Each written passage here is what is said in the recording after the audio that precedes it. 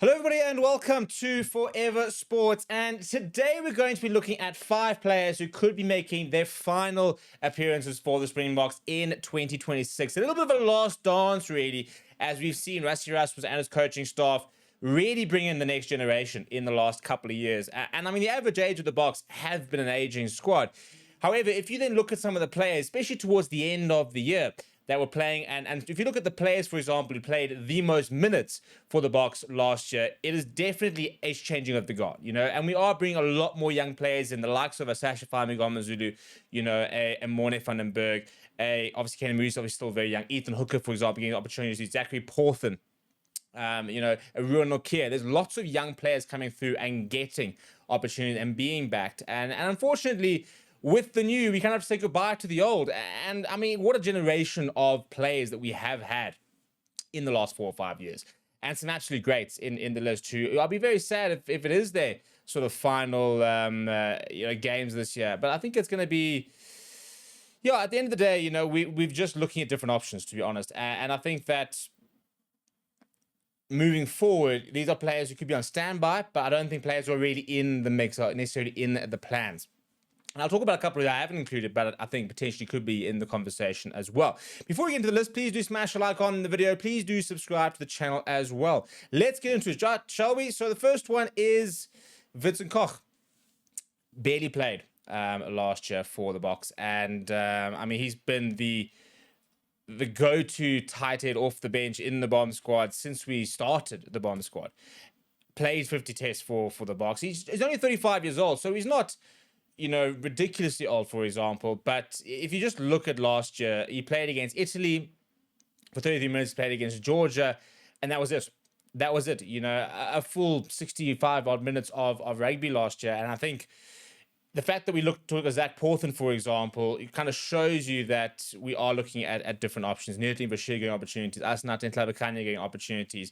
Now, that's not to say that Vincent Koch might never play for the Boks after this year, but I do think that, he might be in and around the squad, but I don't think right now he makes it in the top 3-4 tight heads for the World Cup. And I do think this year could potentially then be a bit of a swan song for him. And the next player is, I'll tell you what, I mean, he's a Springboks Centurion, but the time has come. And I mean, I'm not even sure if Vili will actually play this year. I'd like to see him almost get a bit of a farewell test. What I think we should have done is, I think he probably should have retired from international rugby at his 100th game. They always said they wanted to get him there. I don't think he was ever going to go to the next World Cup. And I think that would have been a perfect sort of conclusion. Have a match, celebrate Vili, celebrate the fact that he got to 100 games, which he deserved to get to. Yeah, he's always had some mares, inverted commas, in him because he tries lots of different things. But this is one of our most creative players ever to wear a Springbok jersey. One of the players with the most assists in the Springbok jersey ever. That's the reality. And he's a very passionate player. He's very for the team, very non-ego type player, which I really enjoy. Yes, maybe he's a bit lippy on the field, for example, but he very much is all about the team. That's the kind of person he is. And I just hope that time remembers him fondly. I hope that down the lines we'll say, remember Vili, remember those passes. Because sometimes we remember the bad things of certain players, and sometimes we forget how good they were, especially in their peak. And this is a player who, especially in his Cheetahs days, was absolutely phenomenal on his day.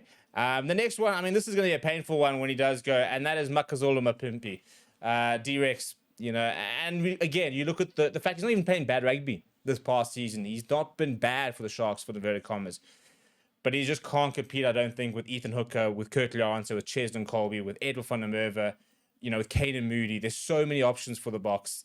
Now Sebastian de Klerk coming in. I mean, wing is a position where the Boks have got stupid depth.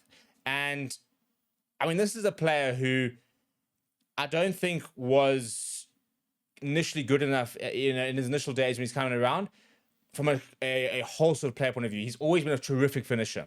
Had to work on his defense, and he had to do a lot of work on his high ball. But I've never seen a player who's transformed into such a well-rounded player in such a short space of time. That suspension to Apiwa Gianti suddenly meant that the number 11 jersey was vacant, and this man grabbed it and did not look back. His strike rate is still absolutely mental. I mean, he's one of our favorite players, and I remember the celebration when he was announced for the World Cup back in 2023, and it just showed you how much the public love Bapimpi, and I mean, incredible story as well. Came from next to nothing, had to work at Border Bull. I watched him for the first time for Border Bulldogs. That's when I first saw Maximum Bapimpi when he played against the Sharks in I think it was his Currie Cup, like first division or whatever game before a Super Rugby game, and he's going to go down as one of the best try scoring rates the Springboks have ever had. And then the next one is also going to be a sad one to go. Look, I think he might still be around. I think big decisions here. I personally think that Bongi Mbonambi right now isn't necessarily in the World Cup plans. He could potentially change that. Obviously, injuries last year didn't help him.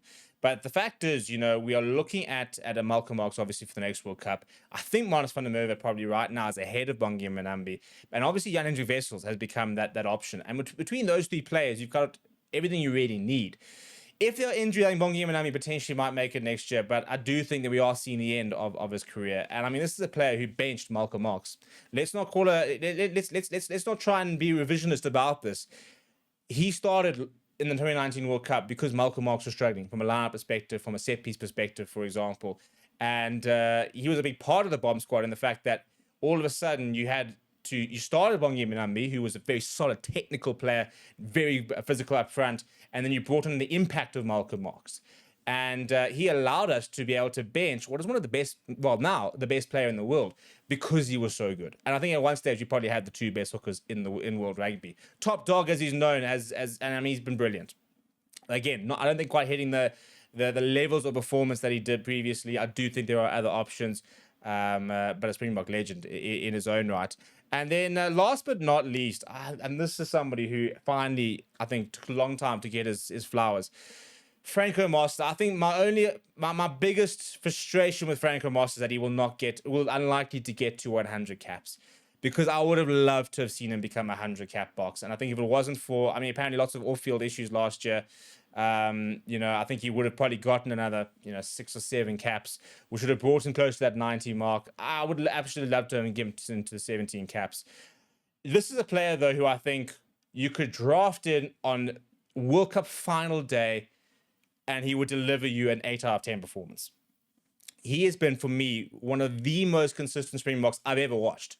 Just in terms of a player that just brings the same thing week in, week out. Endless work rate, good technical player, phenomenal tackler.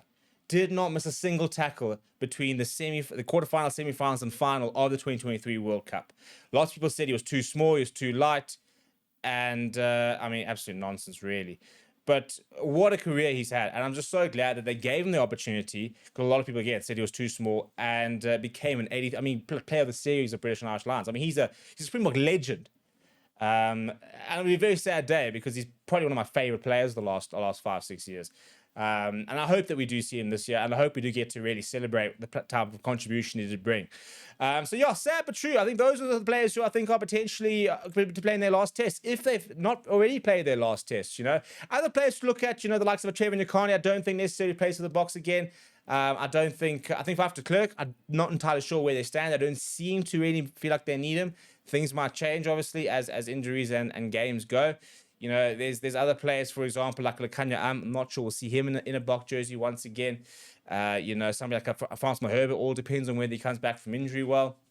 So there are obviously other players, but I think these are the 5 players who I do think have been in and around the Boks squad, have travelled and have been in and around last year, but just haven't quite been the go-to players, and probably time to start phasing them out. I don't think right now are currently in the kind of World Cup squad. What do you think? Let me know down in the comments below. Smash the like on the video. Subscribe to the channel as well. Thank you very much for watching. My name is Steve, and I'll chat to you soon.